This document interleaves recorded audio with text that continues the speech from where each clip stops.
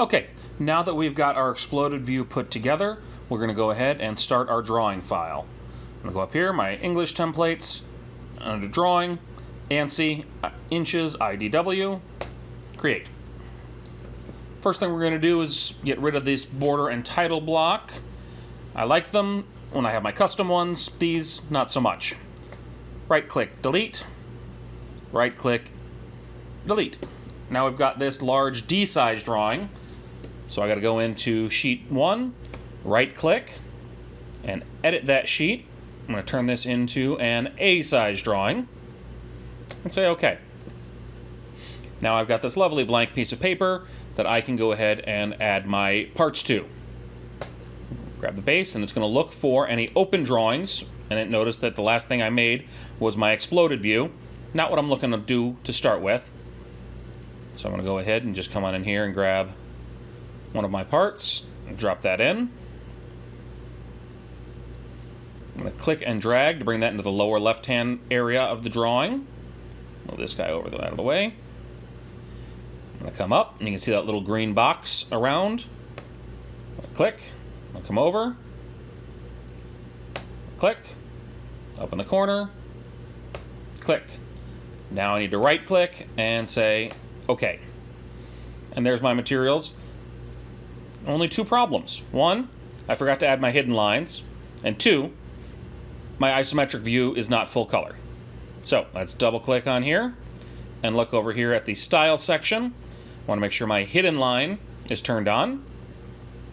Say OK. Now I can see my hidden lines popping up on my other views.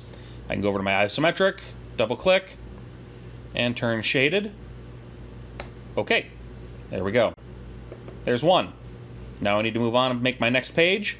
So I go to New Sheet, Base. Pick my next part. Let's go with blue. Move that down. Drag. Left click. Left click. Left click. Make sure my hidden lines are on, not shaded. OK. Now I come back over to my isometric, shaded, no hidden lines. Hidden lines removed. OK. Now for both of these, I went front, then top, then side, then isometric. It does not matter what order you do these in. It will, as long as wherever you click, when you are above your front view, it's going to get you your top. When you're to the right of your front view, you're going to get the right. If you're up on the angle over here, you'll get this isometric. I'm going to click on the projected tool. This is going to get me the ability to add more views to one that already exists. So now I need to tell it what view I'm going to work off of. I'm going to work off my front view. So you can see, I click here to make it active. As long as I'm somewhere up over on the left, it'll make that isometric. If I'm off towards the side here, I've got another isometric there. Right click, create, and there they are. Don't need those, so now we can delete them. Click on it.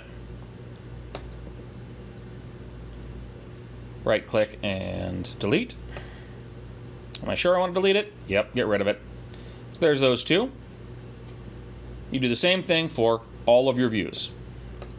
I'm going to add another view here. That's going to let me put in my exploded view. And right now I'm looking at this default scale of 1/4 inch. Excuse me, 1/4 size. 1/4 scale. I've got a lot of extra room around here, so I'm going to take this to 1/2 scale. Say OK. I'm going to need room around here because we're going to add some additional pieces on. But let me double click and make sure I have this shaded. There we go.